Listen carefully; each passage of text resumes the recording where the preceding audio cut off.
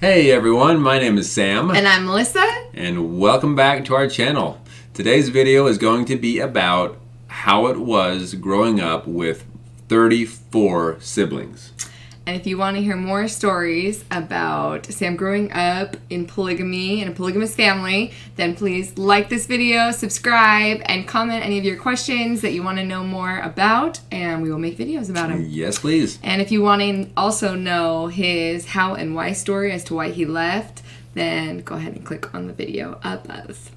But for today, we are going to start with how many siblings do you have from your mother? We'll start there. Yeah, so my mother being the second wife, she had 12 of us. And I fall right in the middle.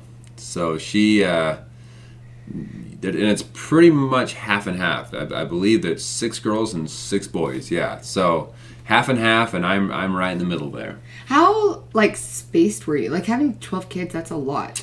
It is a lot. So, and what are kind of the age gaps between my full-blooded? My full-blooded, yeah. So about 2 years. On average, 2 years, yeah. 2 years, okay. Yeah. And then how many siblings did you have from first mother and third mother? Yes, so first mother, 12 as well. And then my mother, 12. And then the last mother had 11. And then, there was a fourth wife as well, but as was said in previous videos, she had her children before she became a part of the family, and so those children were already all grown up and out of the house before she came along. So they never really lived with us, or we got to know them, but not really well. Yeah, and those weren't your biological. Right, so, they're not biological. Yes. Yeah, and all of the ones that we're talking about today are all from his father. Yes, all biological siblings. Yeah. Yeah. Which is kind of crazy. And a lot of people ask, so did all 35 of you live in the home at the same time? And the answer is no. And the reason why is because when I was born, I had several siblings that were already married and have, in fact, I have nephews and nieces that are older than me. Yeah, so the age, or not age gap, but the gap between father marrying his first wife and father marrying Sam's mother was about 15 years. So there was a long gap between the wives as well, and then you add 12 children to that. So Sam has some of his biological oldest siblings are older than my parents. Yeah. So it's crazy, but yes, that it was for that reason.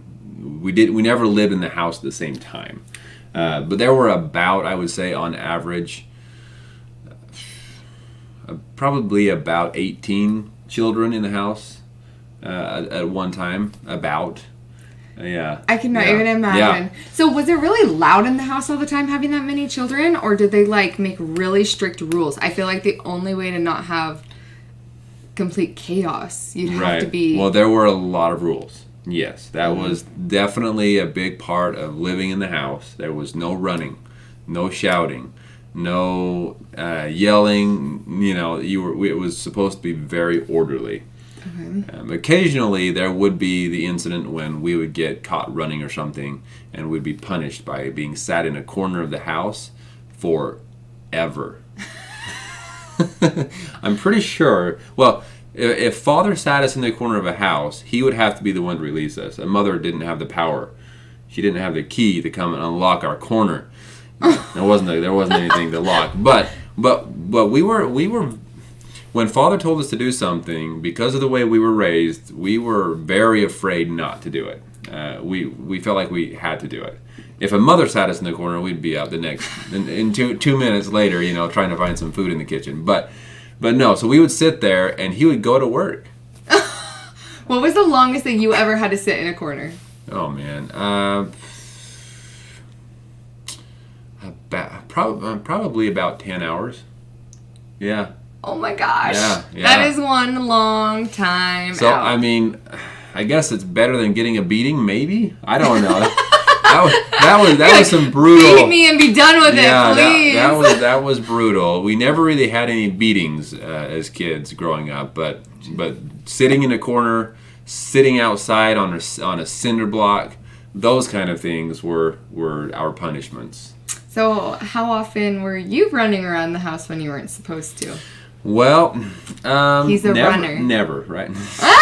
No, actually, I specifically remember I was about 15 years old, and I, of course, was in a big hurry to get outside, and so I was running down the hall full speed, and I am a runner. I do love to run, and so when I run very fast, and I was just running down the hall and just plowed right into Father.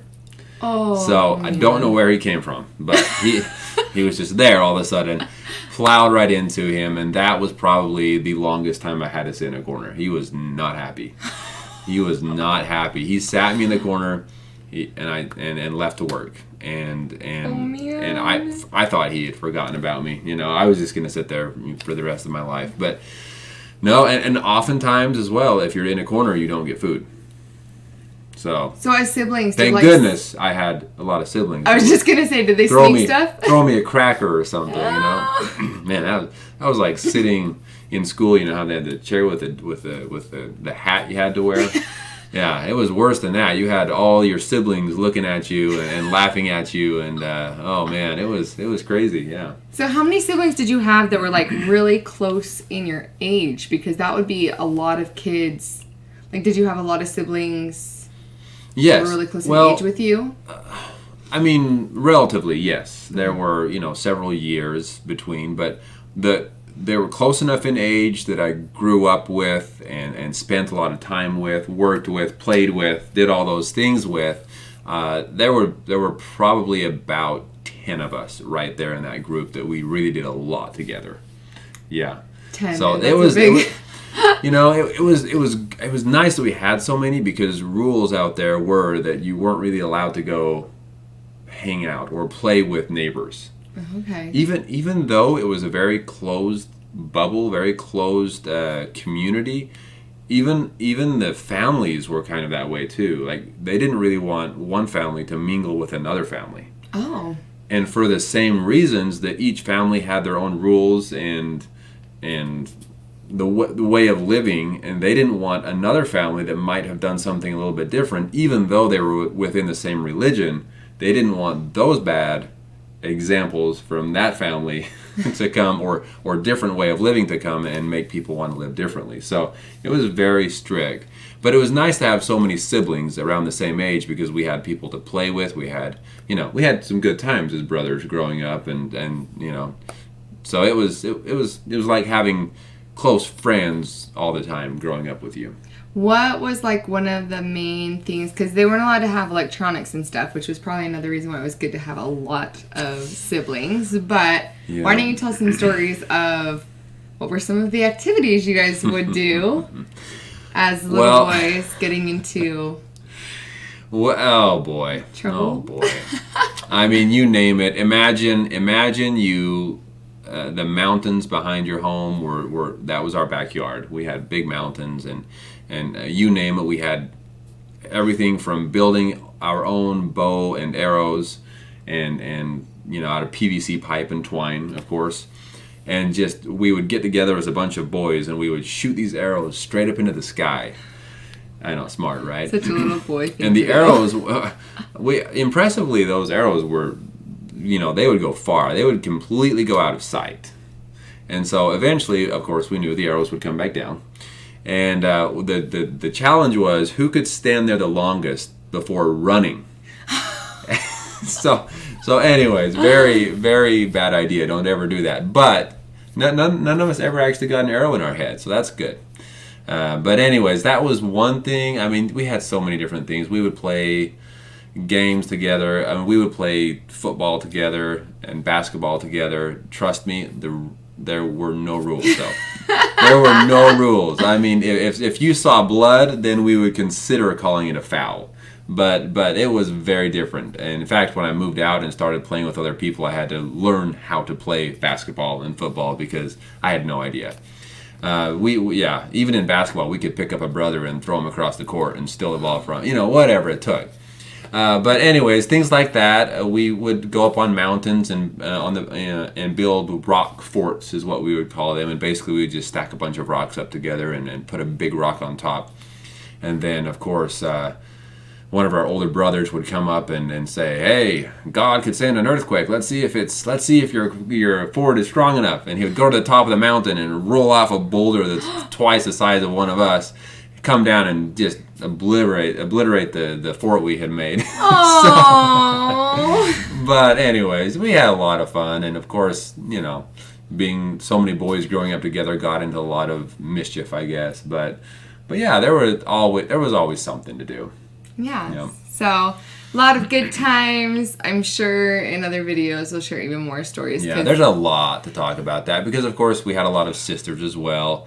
And obviously it was very different, and we were kind of kept apart in a way because they didn't want the boys and the girls playing together too much. And anyway, so there's a lot that goes with this. Yeah, as far as having that many siblings, but that's kind of the quick version. Very quick version. Very quick version of what it's like to have 34 biological siblings. And if you want to hear more stories of what it's like to have that many siblings, or just what it was like growing up in polygamy, then hit that like button, subscribe to our channel, and leave comments on any questions that you have or any videos that you'd like to see, and we'd love to answer your questions. We love your questions, so ask anything. It gives us ideas of things to talk about. So yeah, so we'll talk to you guys soon. We'll talk to you soon.